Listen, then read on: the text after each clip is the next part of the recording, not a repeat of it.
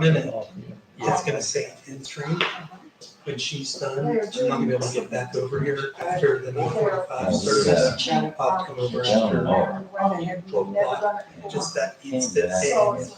And if you can come halfway through the screen to the edge of that contraption right there, is her range. To walk it. She did good last week. She did well. Yeah. Okay, so this is what she puts on her head, and what's this? That's the clicker. You clicker first. The power. And this is just turn it on or it's already on? It turns on at the top. No green light. All right. Got it. Thanks. Good luck, John. Thank you. Good luck, John. Good luck, Well, you wondered, we got a church. Yeah, yeah. Yeah. So, good morning, Dad. Good morning, all. Good morning, good morning. I thought that they might clear that whole area. Good morning, folks. Hi. That used to be an open field and make parking up there. There's no lane for that. Good morning. Are you mad at me? No, you're better. You're better sitting up there. You can see better.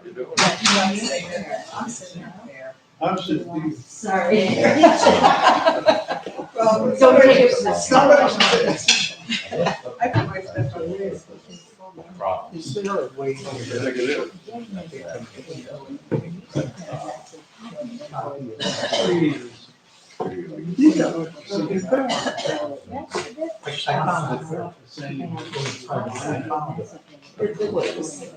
And I emailed him. Well,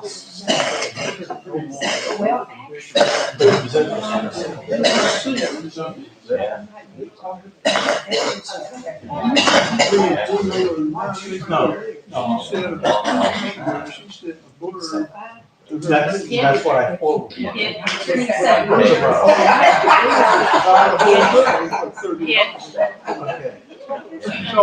yeah. That's what I said. how you doing? Surviving. Okay, I'll. Next step, I'm as good as I can be for my age. Okay. How are you? Good. Well, good morning. Good morning.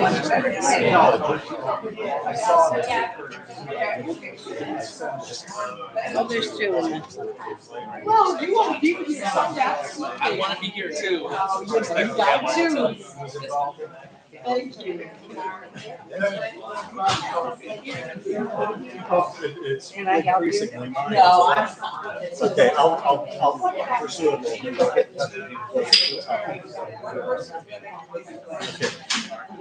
Coming in.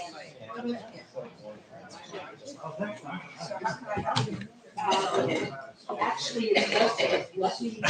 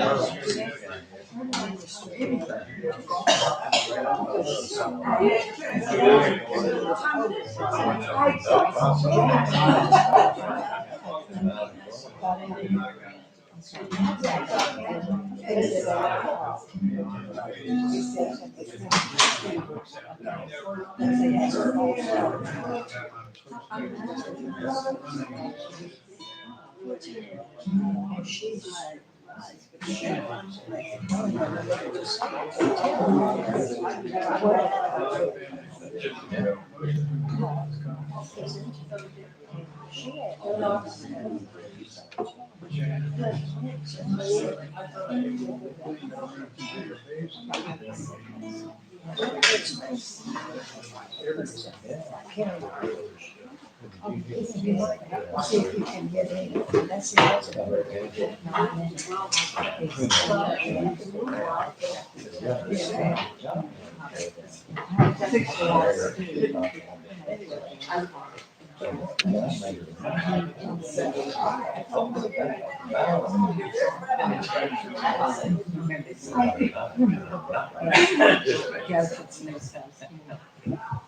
Just the same.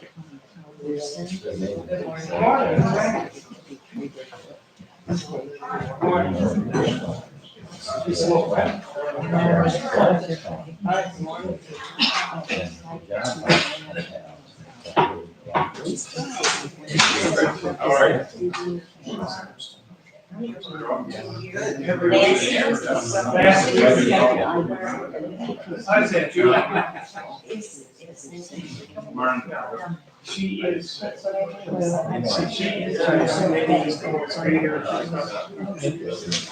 Meets today.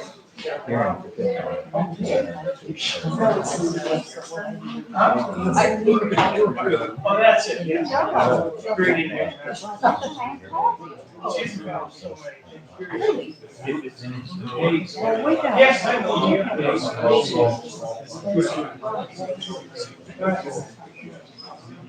Yeah, but some time ago.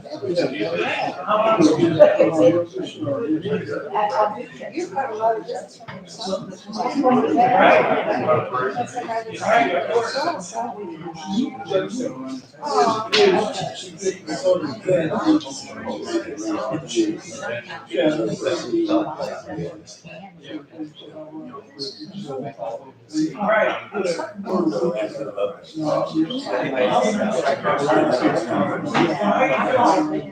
Thanks for this. I know, maybe, yeah.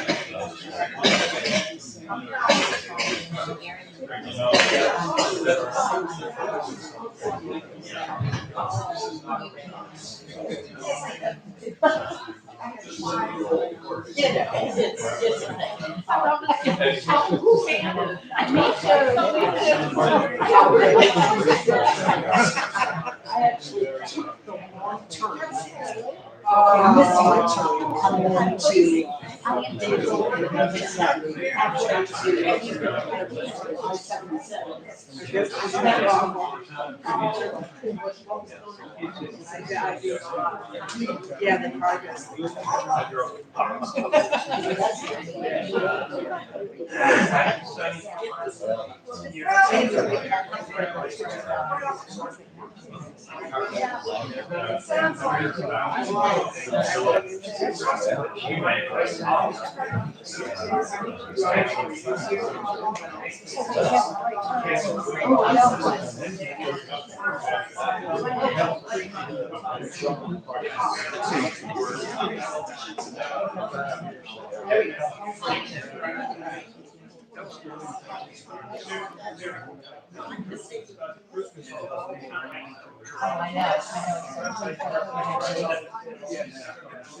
You know, you all get to watch me just get myself together.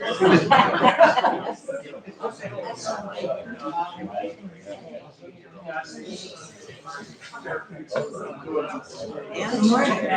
hearing aids are still in place. I've been thinking about that bus. Which bus? Bus? Oh, yeah. I don't think I don't think they're gonna do it. Do they have something like this? We're on? We're on. Okay, now. And of course, phones off, right? Especially when you have hearing aids. I can tell you, the most miserable thing that can happen while you're teaching is to have your phone go on and then it's like dinging in your hearing aids and your students are listening to this coming out of your ears. I don't know, it's a thing. All right, my friends. I think we're ready. Are we ready? More or less ready? People actually made it despite this weather. Yeah. Which is astonishing. I thought you'd all say, oh no, we can see this later.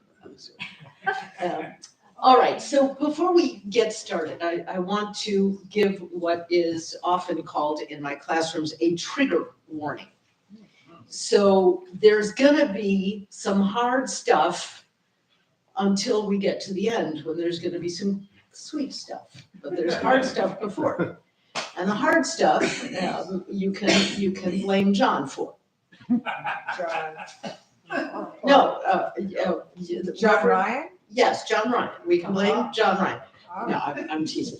Let me explain why I'm even saying such a thing. And that is because when John asked me to do this series, he asked me to do this series based on a question that he repeatedly gets from parishioners. And that is, did God change? Did God somehow change God's nature from the Hebrew Bible to what we have? And I went, oh.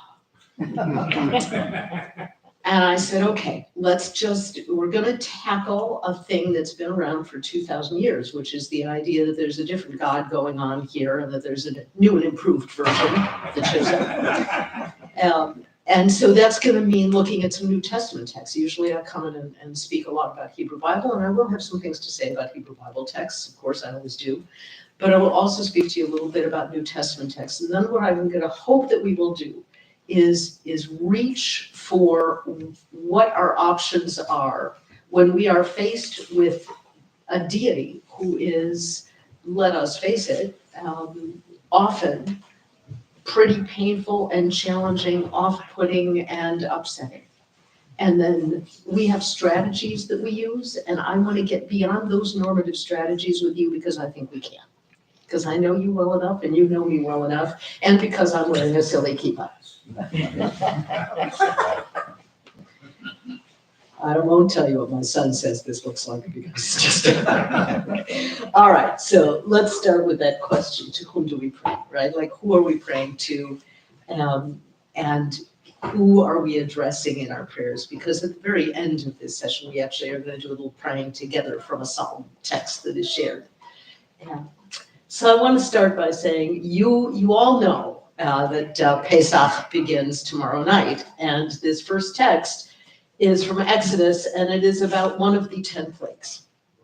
Now, you know, Jews all over the world think of Pesach as that wonderful comfort experience. Everybody gets together, there's a lot of food, there's singing a lot of songs, it's a lovely experience, right? It's a very comforting ritual to go through every year.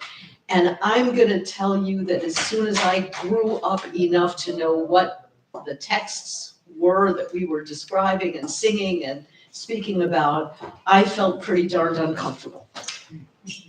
And I'll tell you why. Because the idea that my God would punish an entire country, right, for enslaving my ancestors inevitably meant that innocent human beings were going to get hurt. I may have told you that one year I had all the children, when I had a congregation, you know, with children, I was really doing that kind of work. I was called the children's rabbi because I loved hanging around the kids. And in fact, I spent most of my time around them. They were much less trouble. People think it's the other way around, but no. And one year I asked adults at our community Passover Seder to play different roles. There was one woman to play Miriam, and there was somebody to play Pharaoh, and there was somebody who was an Egyptian farmer, and there was somebody who was Moses, and I had the children be frogs. Now, in those days, I have to say, I was able to do this sort of thing. And so I hopped around with them like frogs. I could do that once now, and that's it. But in those days, we went from hopping like frogs, from person to person, and we asked, should we be a plague? Remember the plague of frogs? And of course, Miriam said, my people need to be freed, right? The woman who played her gave the most impassioned speech for liberty and freedom I had ever seen. And the Egyptian farmer said, if you are a plague of frogs, you'll scare my children and you'll frighten my family. And, the children got to thinking about what is a plague of locusts, what is a plague of frogs, what is, all of your cattle dying, what happens when all your firstborn are taken from you, right? They had to think about this. We're talking now, I'm not kidding, 5 to 11-year-olds. And then I went off with them to the side and I said, what do we do? Should we be a plague? And I have never seen such tormented, thoughtful souls before me as I saw in those children. Because they had to take in the meaning of that. Is the price of freedom also a price of pain? And who pays it? So I want to acknowledge that we can make even Passover into this funny, loving family event. And we can also think hard about what stories we are telling and why we are telling them and what that means about those who are telling them. Right? Now, I'm also going to tell you that there are beautiful places in the Haggadah. Let everybody come and sit and eat with us. All who are poor, come and eat with us, right? Remember that we were slaves in Egypt. Remember that there are enslaved human beings everywhere. And so much has been done to liberate Pesach, right? To represent all the peoples who have been oppressed and who are vulnerable and who are in pain. And nevertheless, we tell the story of 10 plagues, right? We tell the story of liberation at the cost of an entire people and another country. So I want to acknowledge that the night before Pesach for us to think about it. And of course, you all know, particularly in prophetic texts, how often Israel is made into a woman. This is the men of Israel are personified as a female. This particular text from Ezekiel is not alone. It doesn't stand alone. There are texts in Jeremiah, there are texts in Hosea, there Ezekiel 23, which features some of the most horrific sexual violence, brutal violence that you can imagine. I mean, truly so brutal that your translations are doing their best to make it seem less painful than it is. A former student of mine, Alice Stone, is doing, she's Israeli by birth, and she is doing a truly authentic translation of these passages using the language that is as graphic as the Hebrew. And if you read that, I promise you nothing you have ever read before in terms of translation will seem the same ever, right? Because, and this is one of the more moderated versions, right? So I'm speaking to you about explicit, descriptive, sexualized violence, which includes rape and even gang rape in these texts, right? We have those things. So punishing Israel and making Israel into a defenseless woman whose punishment is going to be this horrific experience of sexual violence is, by the way, also not only in the Hebrew Bible, because if you read various passages of Revelations, you will also see a woman who is described as the whore of Babylon being subject to the same kind of thing. Yeah, I can see some people nodding their heads, right? They know those texts are very much in this particular tradition, I am very sorry to say. So, and then there's the intergenerational punishment, right? That the children will pay the price of the sins of their parents. I am pretty certain that if I ask all of you, should children pay the price of the sins of their parents, every single one of you is gonna say, absolutely not, right? Unless, am I wrong? Is there anybody who takes this one and says, yep, I'm on for that one?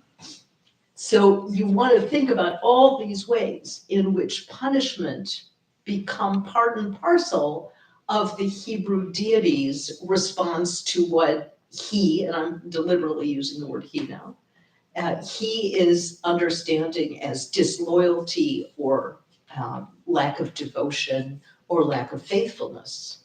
In fact, one of the things that is most interesting about Hebrew Bible is the way that being devoted and faithful to the deity is then changed when you're unfaithful into almost always the crime of adultery, right? So idolatry is frequently depicted as a form of adultery, going after other gods.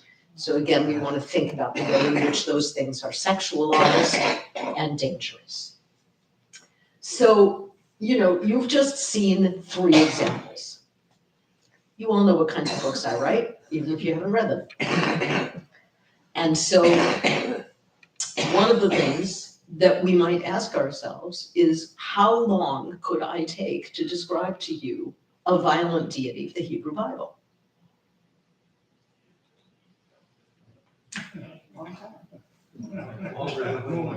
Longer than you want to hear, much longer. And I want to hold that thought longer than we would want to hear, right? Because one of the things my own students frequently ask me is, Dr. Thiede, why is it that I never heard about this story in church?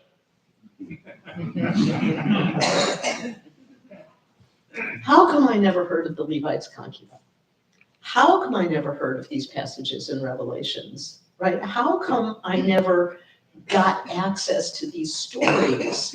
And I will look at them and ask them, why do you think you don't hear about this in church? And now I'm just gonna ask you, why did you not hear about violent behavior on the part of the deity when you were in church? Or if you heard it, it was the Old Testament mean God, right? The one who's mean and is a big bully in the sky, right? Because then the corollary statement was, and then God became compassionate and good suddenly, right? That's the story you heard, right? And that's the story we're gonna tackle today. So do we need to get you some water, ma'am? Oh, I have water, I'm sorry. No, it's all right. I'm just a little bit concerned. Okay, so everybody, I would like to say that when something like this happens, it will not hurt to send some compassionate, loving prayer in the direction of somebody who is struggling. So let's just take a moment to do that.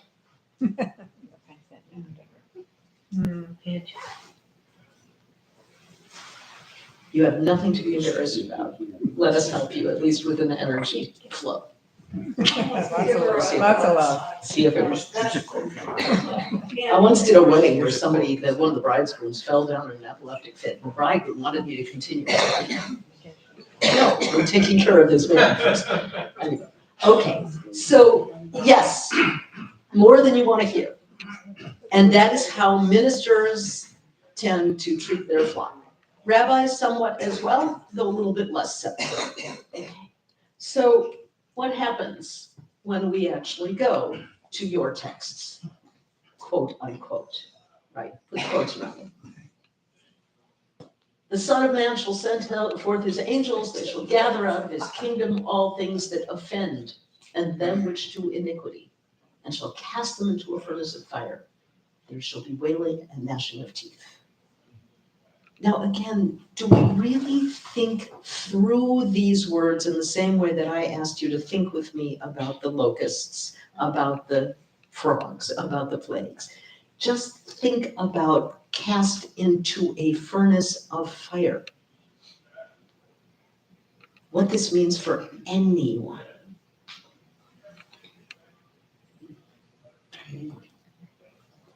That should be terrifying you. That should be traumatizing. And that human beings have been cast into fire, right? And I'm thinking of scenes that I'm not going to spend a lot of time with, but which are related to when I know my ancestors were cast into fire, right? I have to think pretty hard about this. I have to think about how is such a text used and deployed, and who then pays the price for that.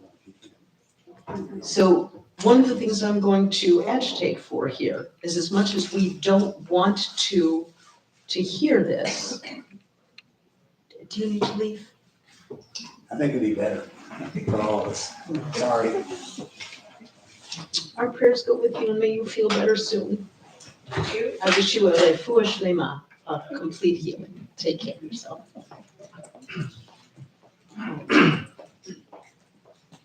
And you think how kind it was that she tried to make it here, right?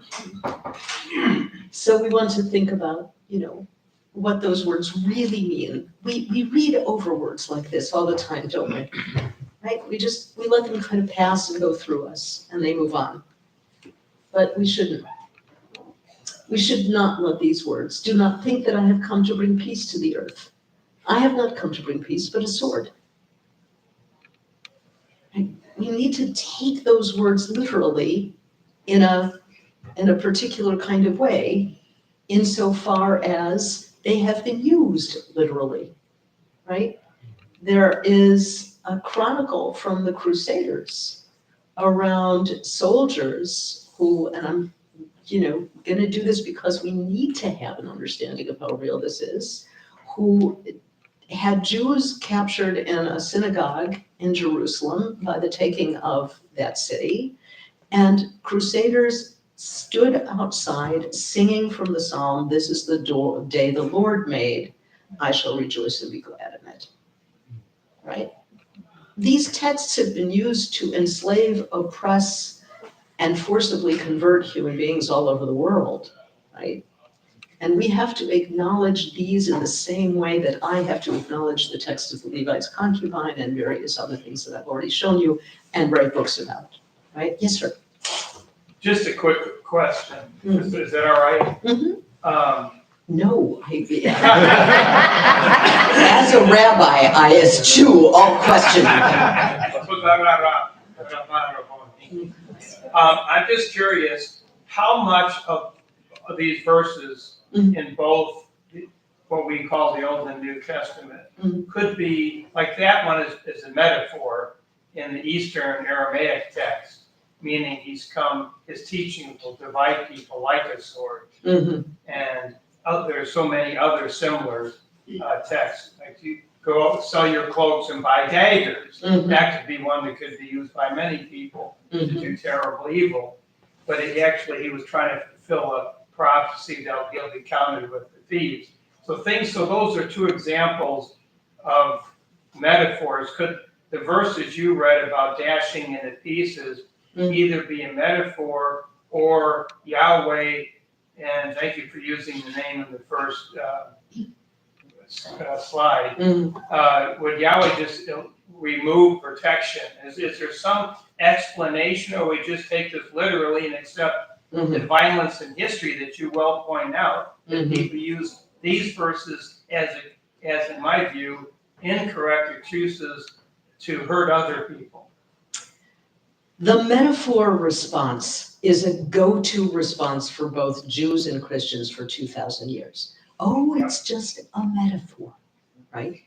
Philo, a very famous Jewish philosopher of the first century in Alexandria, wrote volume after volume after volume after volume, proving that basically everything in the Hebrew Bible was just a metaphor.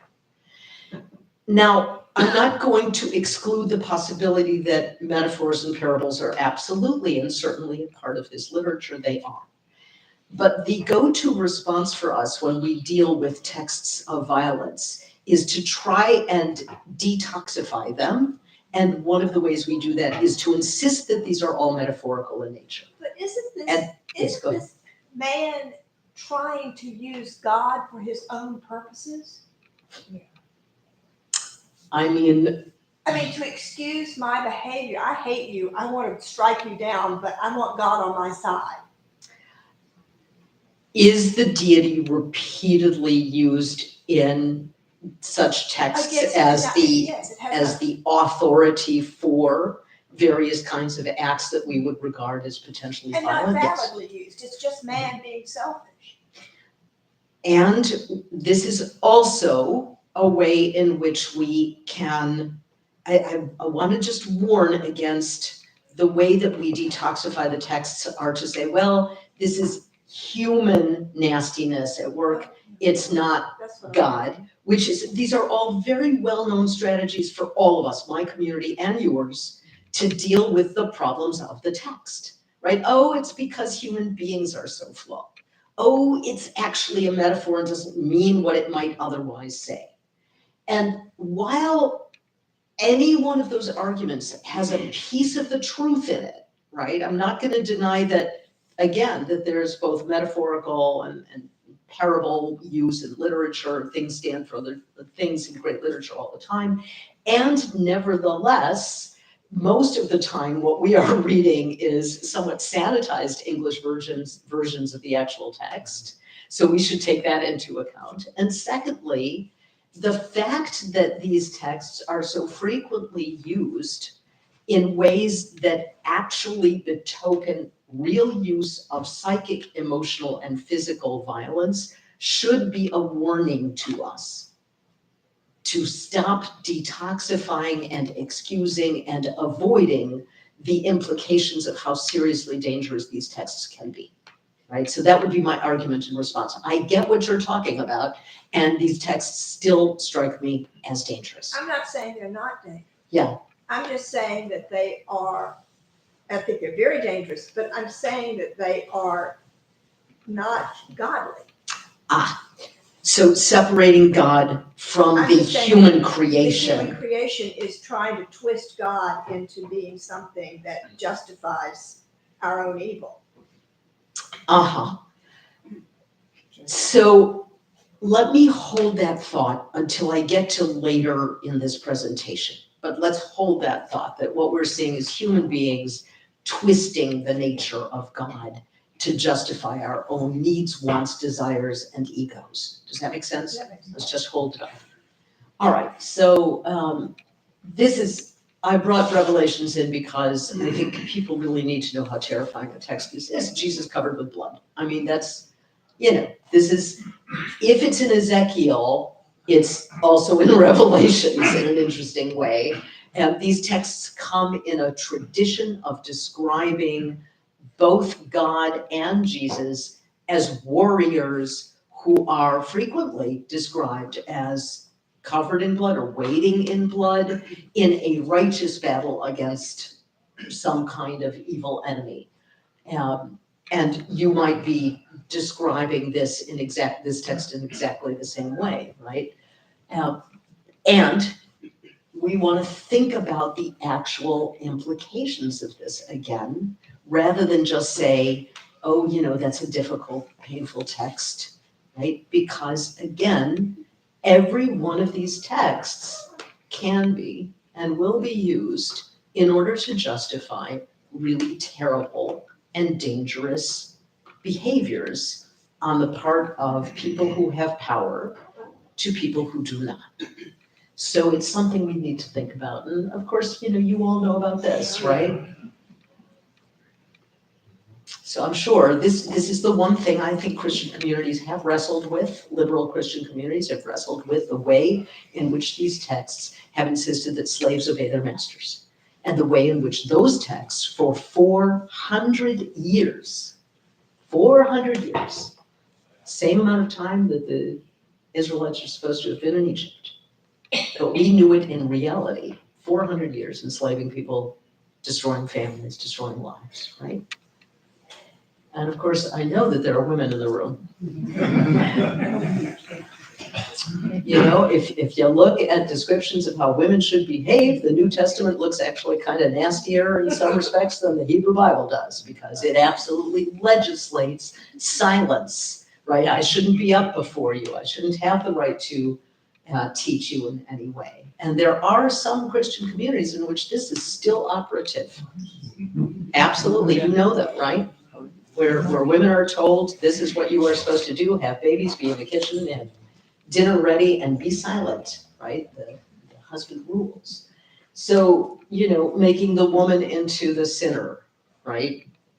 That's a move, and I'm not gonna claim that that's a Christian move. The early rabbis do the same thing. Boy, do they make Eve into the source of literally the source of death.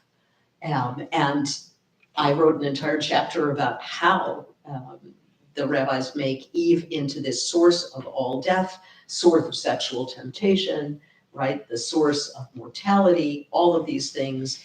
And my goodness, did our brethren over on the Christian side run with that one, right? And so we have traditions, really deeply shared traditions around this particular issue in a way that we need to be thinking about.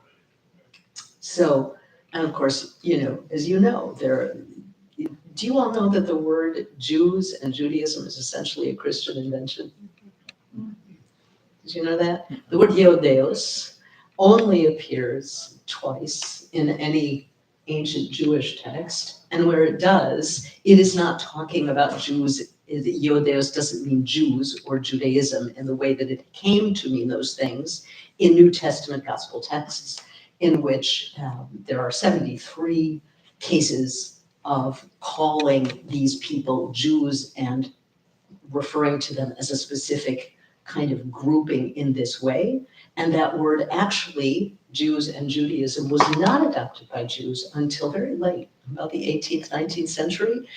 Jews tended to refer to themselves as either Hebrews, Israelites, or Yehudim, which is it's a Hebrew word for Judahites, effectively, right? But the name Jews and Judaism is now actually a very interesting debate, not only among scholars, but among some Jewish communities. This name was imposed upon us. Should we actually be using it? Now, how would we be known as anybody else, right? Kind of an interesting problem of the nature of things. Okay, so what are our choices? And I think in broad ways of thinking, one way to do this is to ignore it, right? As so often happens from the pulpit down. I'm just gonna avoid those ugly texts. I'm going to justify them by saying it's a metaphor, right? Which sometimes is true and sometimes is also containing another truth, which is how else can they be read when they're not read as a metaphor?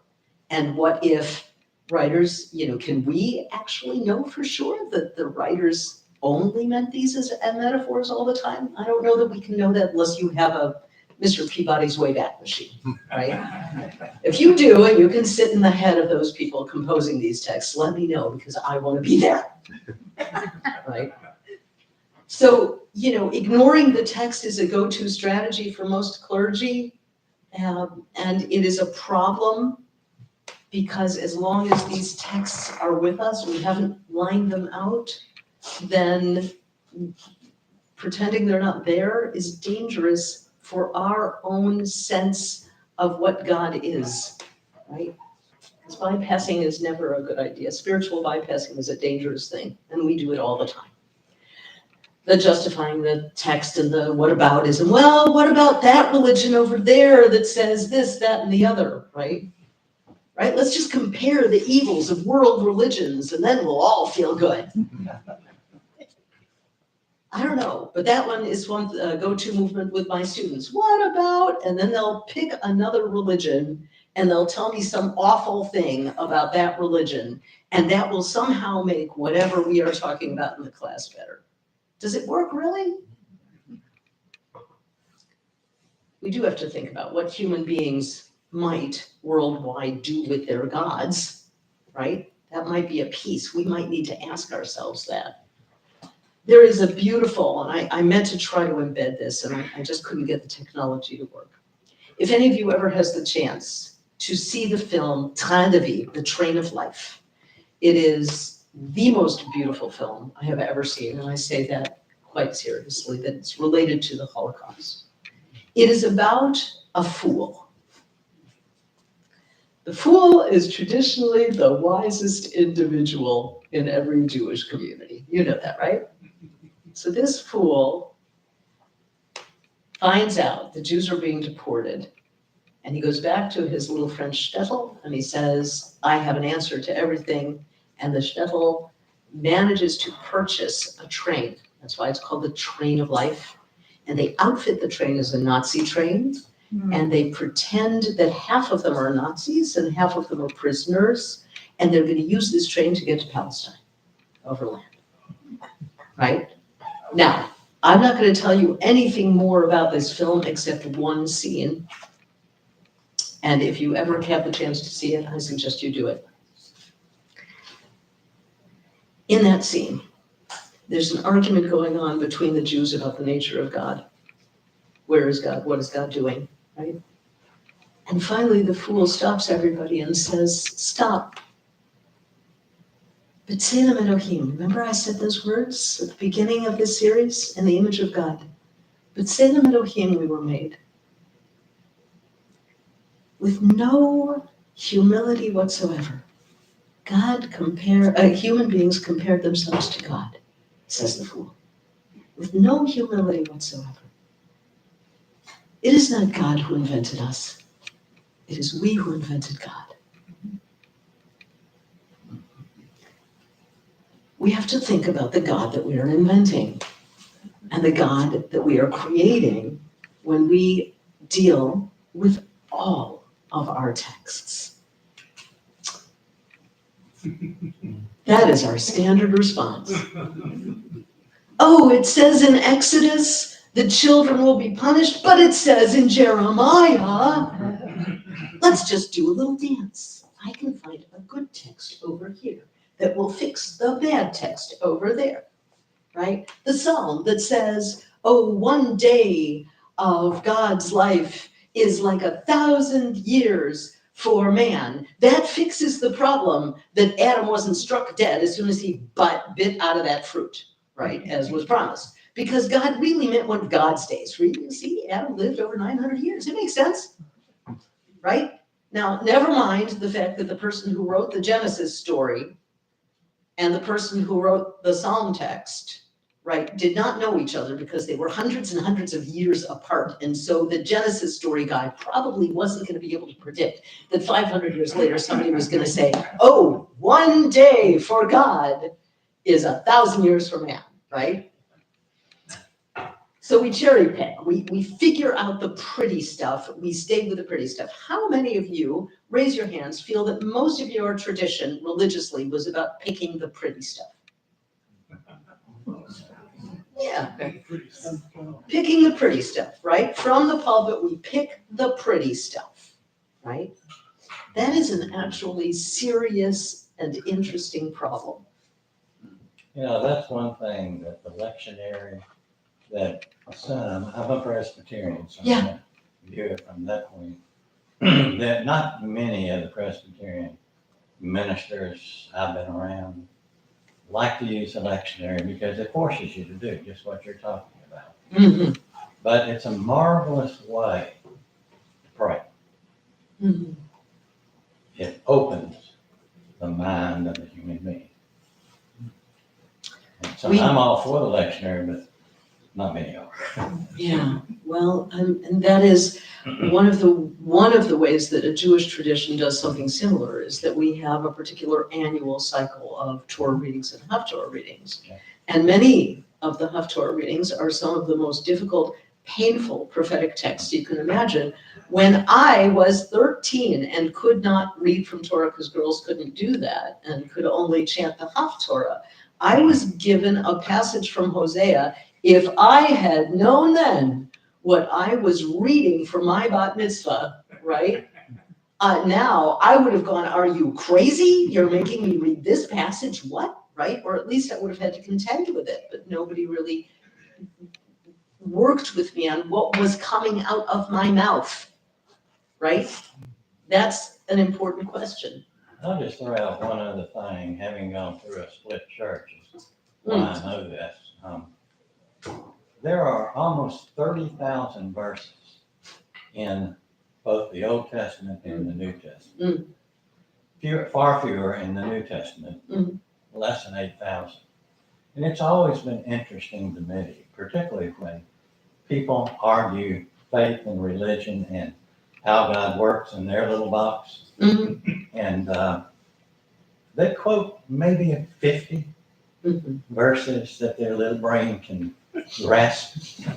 And just think about how many are there. And that's what you've been pointing out for the last. Trying, you know, and I'll spend the rest of my life trying and I won't even get close. So, I mean, that is a question, right? How much can you take in? How much can you understand? And especially, to be honest, I mean, reading it in English really isn't the same thing as reading it in Hebrew and reading it in Greek.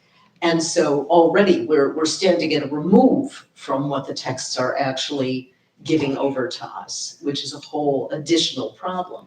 So you've seen my next two slides a little early. What do they call that? A spoiler alert. The first thing we can't do is this. It's just the way things were back then. Oh my gosh. Do I read scholars all the time who will take a look at laws on adultery or on, you know, what appear to be taking a woman without her consent, and then what you have to pay the father, or you have to marry her, right? And they'll do this. It's just the way things were back then.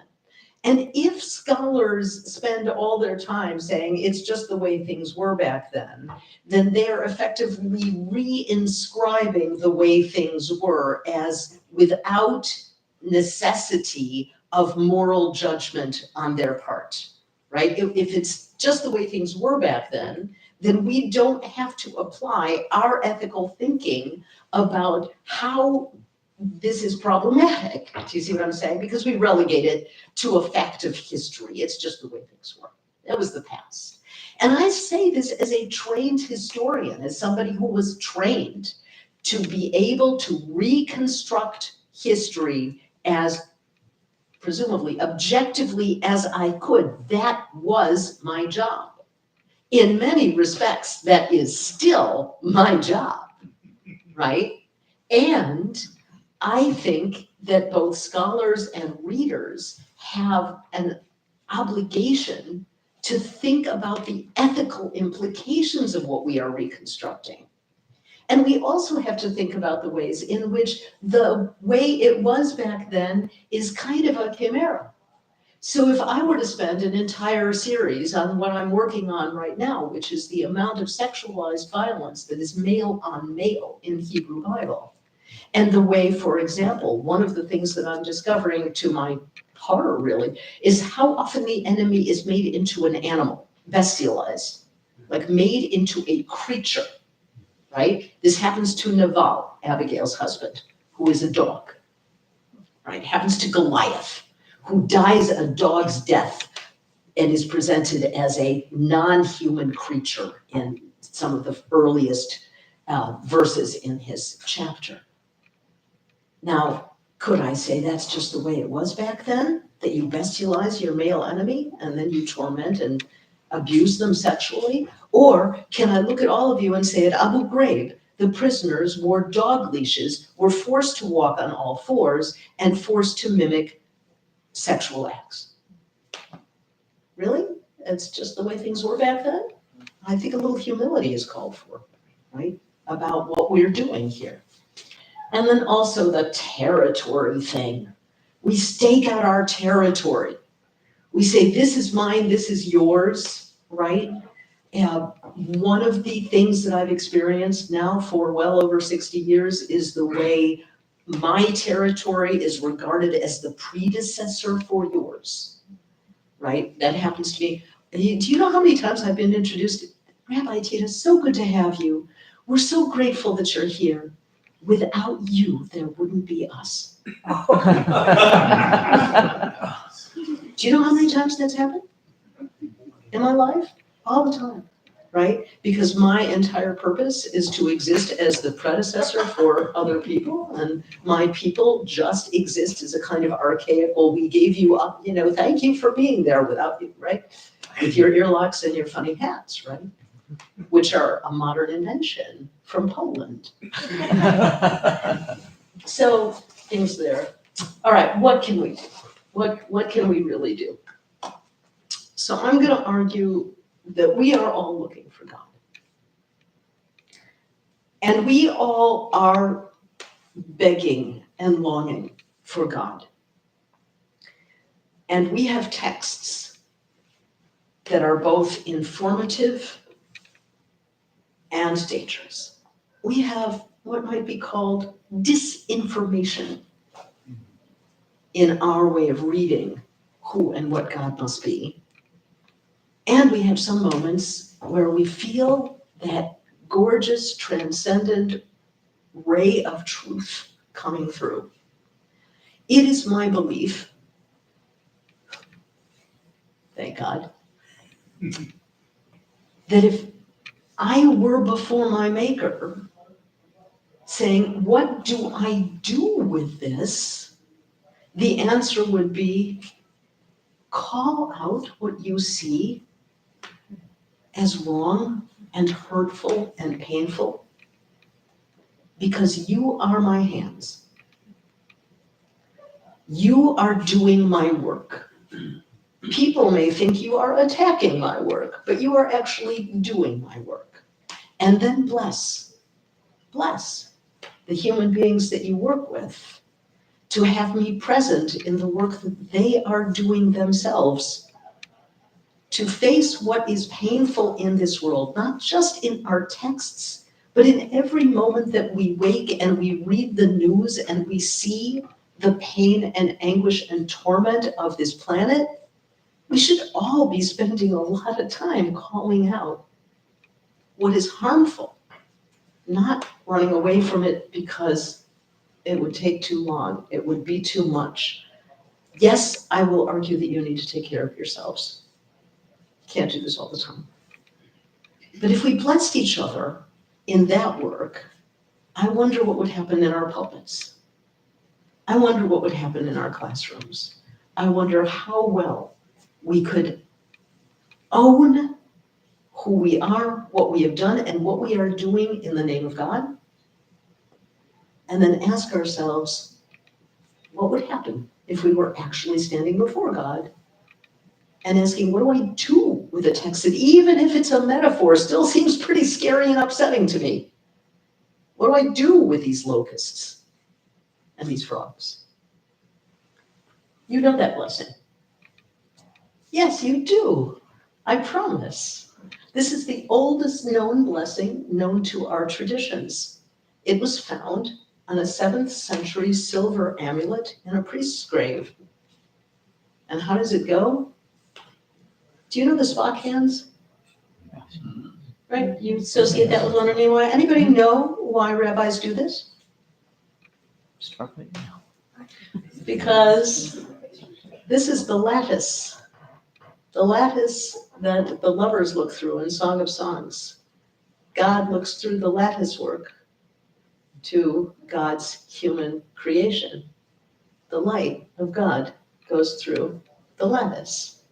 And this is why, in every moment that this prayer is sung, this happens to say, may God's light be on you. May God bless you and keep you.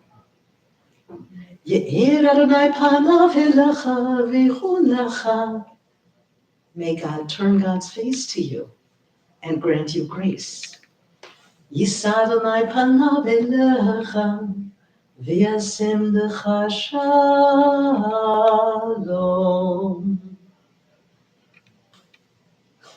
May God's presence be with you and lift you up in wholeness and peace. That's the prayer. We need to pray together over every difficult text of our Bibles. That's the prayer for me that helps me save myself and my heart and my soul in the work of looking at what is frankly upsetting and disturbing. And we'll end with a story, and then we're going to pray together. Our first Torah was made of at least 5 different fragments of Torahs that survived the Holocaust. And it was patched together. So there are at least five different Jewish communities that were destroyed in World War II. that are represented by the Torah. We know this by the script, by the hand. We can tell where they came from. And there came a point at which this Torah, which was parts of it well over 100 years old, could no longer be used because the ink kept popping off the scroll, and our sofer just said, you can't, it's been through too much. And as soon as you have one mistake in a Torah scroll, you can't read from it. So we had to purchase a new scroll. And our sofer found us one from another dissolved community, either in Iran or Iraq. He's not sure which, but one of these, the script is that kind of Middle Eastern script. And he sent me a picture from the scroll that he was looking through. He took a picture. And I am telling you, people, it was really an interesting moment. I pulled the picture up on my computer, and that's what he took a picture of. Right? And ever since then, I've said, this is the center of me, and this is the center of you. There's no wedding I do where I do not chant this blessing. Okay, I promised you we were gonna sing. So, we're gonna sing. Oh, I forgot this. Remember this from last week? Be those things. All right, this is Psalm 89. I'm gonna sing it in Hebrew for you, and then you're gonna sing the English with me. Olam chesed yivaneh are the 3 words. That's it. The universe. Olam means universe, it means world. It can also mean secret. It can mean eternity, everything. And of course, chesed is loving kindness or grace. And yivaneh is 3rd person masculine. Sorry, that's Hebrew. He builds all of this with loving kindness and grace. And the melody is pretty easy. Now, I'm gonna at some point do the Jewish thing and go die, die, die, die, die, die, die. And you're gonna do, when we do the English thing, go la, la, la, la, la, la, la.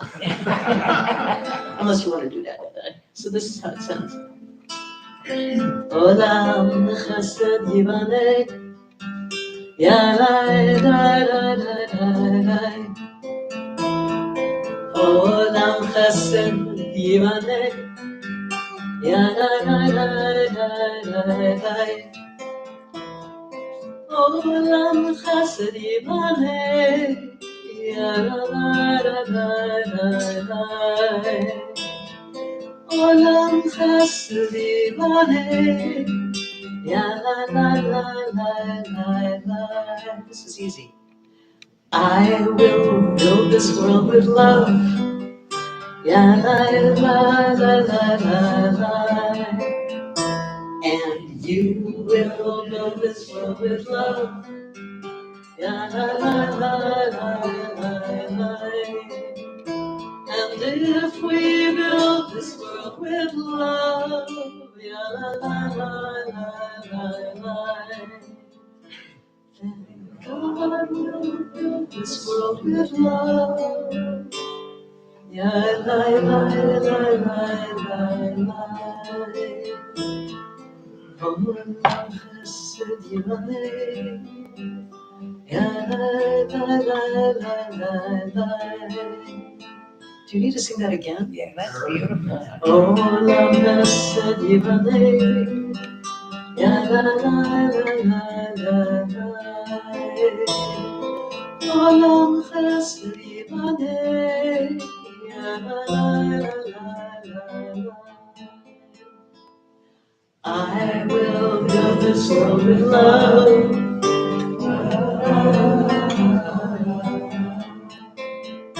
And you will build this world with love. Ya la la la la la la. And if we build this world with love, yeah, la, la, la, la, la, la, then God will build this world with love. Yeah, la, la, la, la, la, la.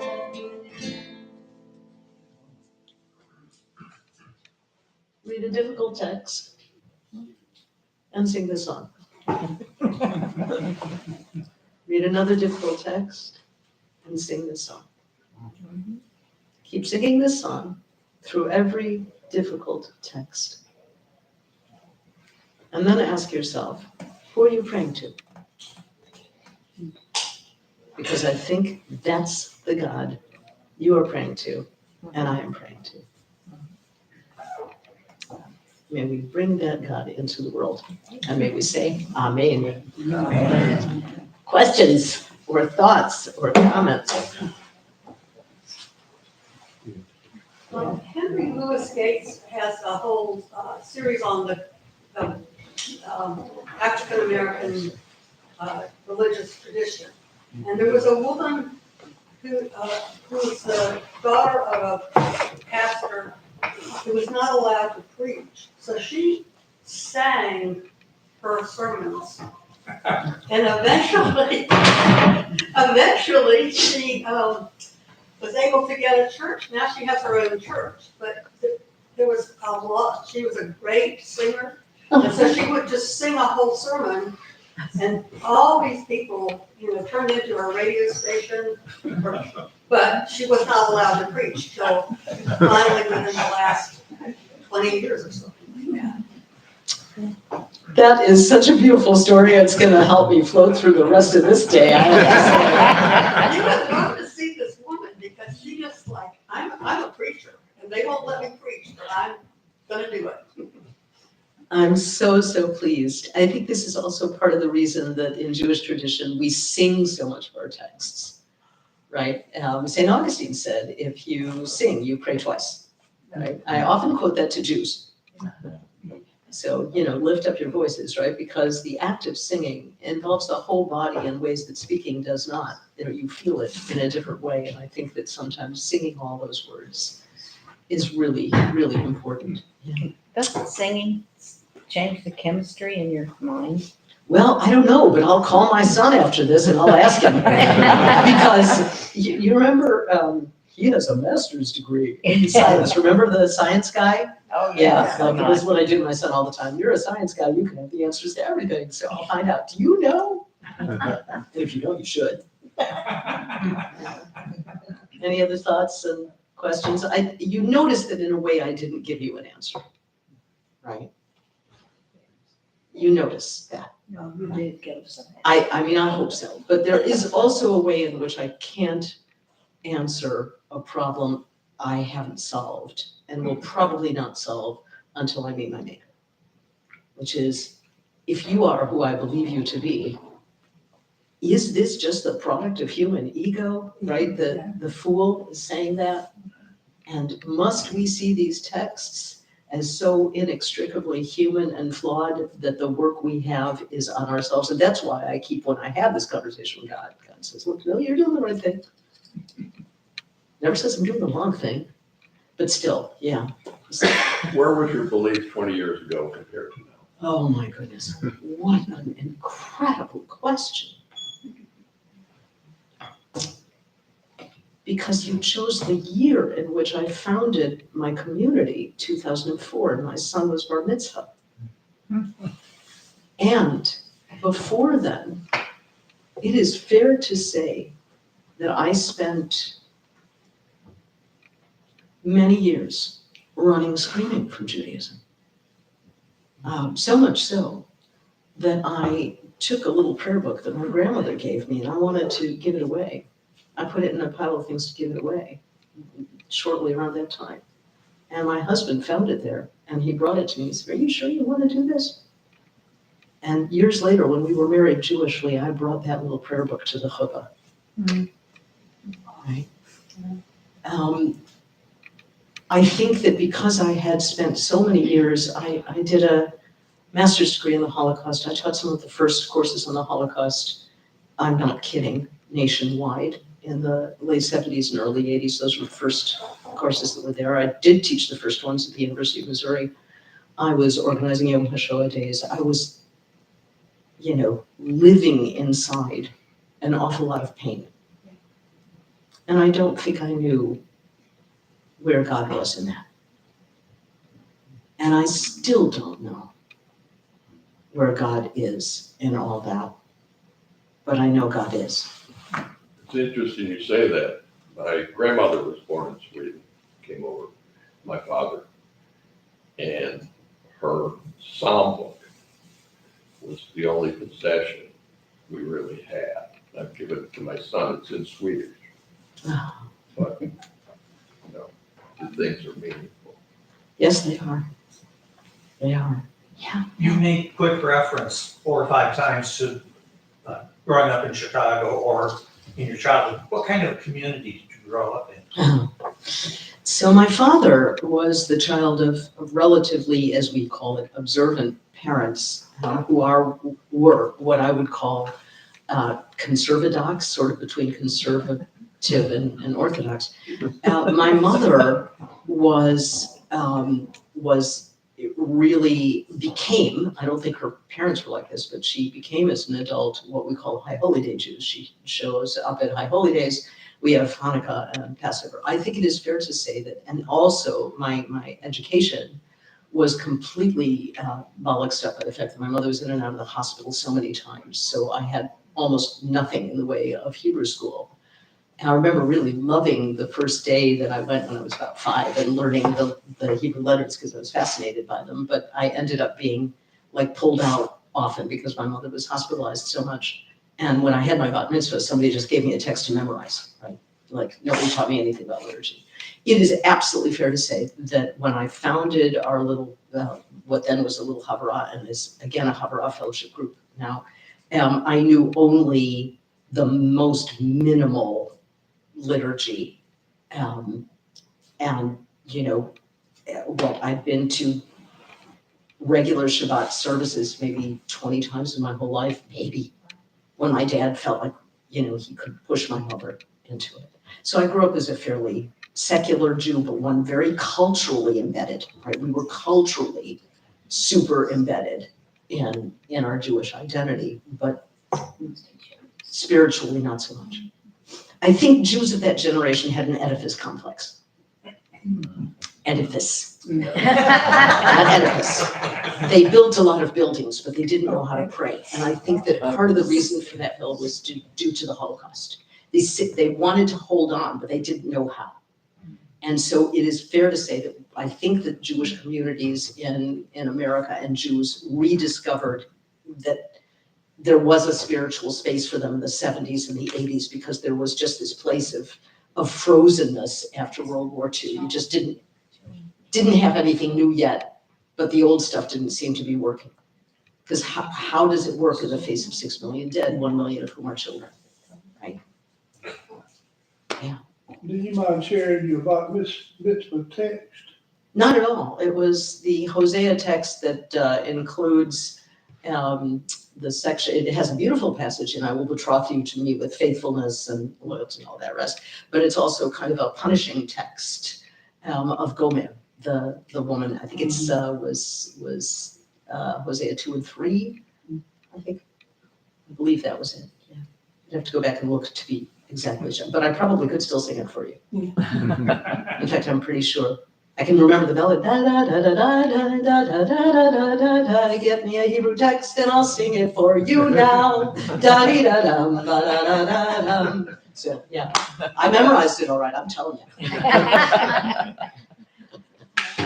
I just looked at this clock is wrong and my clock is right, and it is time. Oh, say goodbye for another year. Oh, you have touched our hearts, our minds, and to end with this is just you have set us on our task for our lives. So thank you, Rabbi.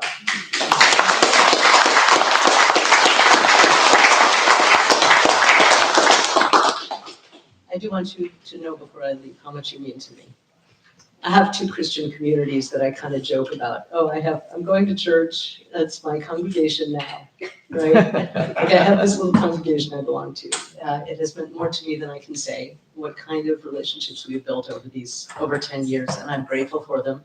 And we'll see what happens next year. Thank you. Thank you.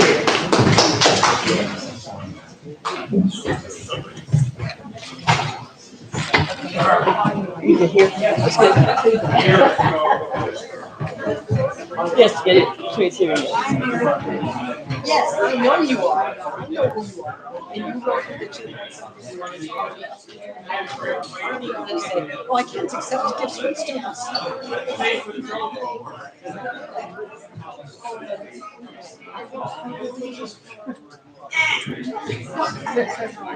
Okay. Oh, no.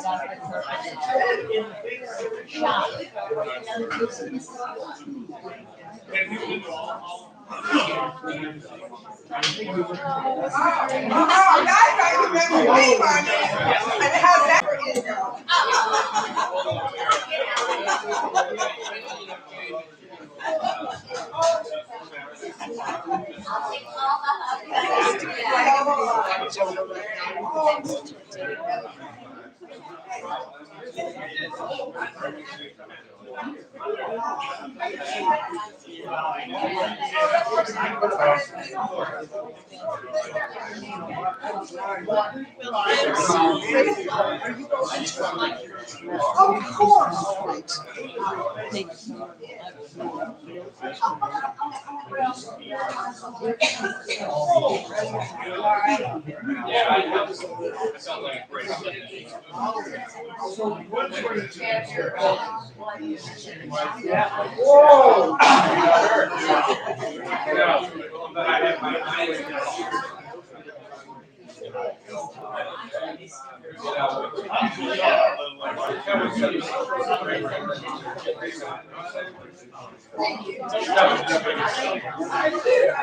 You know what I'm talking about. Great answer.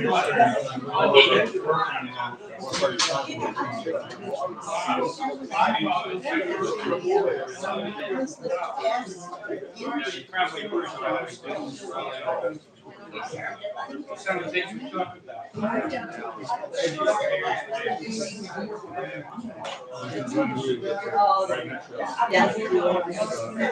Yes.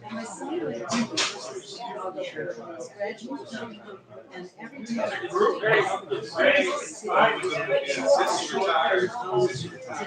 time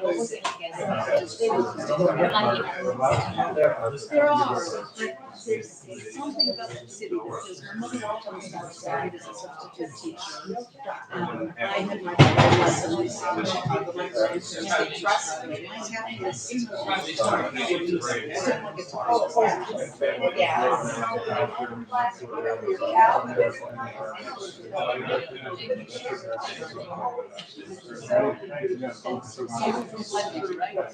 Thank you so much.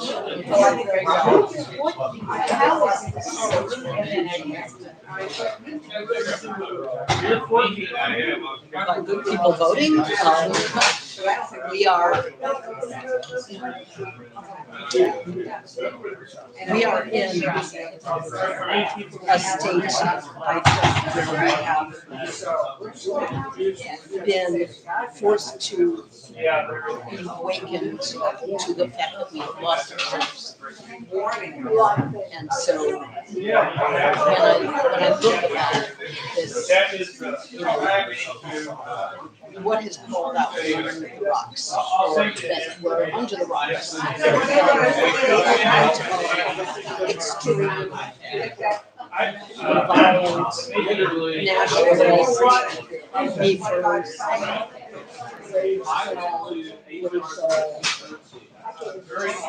that we thought were the most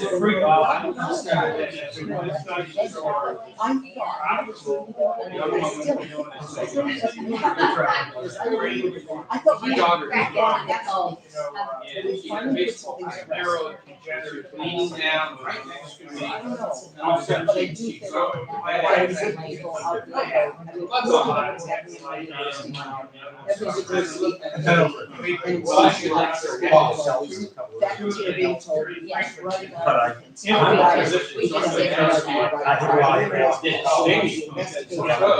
You need to stay with me.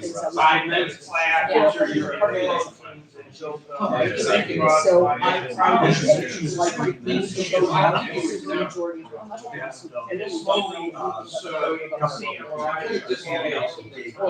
And my I first. would say that I'm worried first, about this. we distinctly So- 3 months ago, This is yellow. Go out and get out of the streets So, of for this example, area. people can't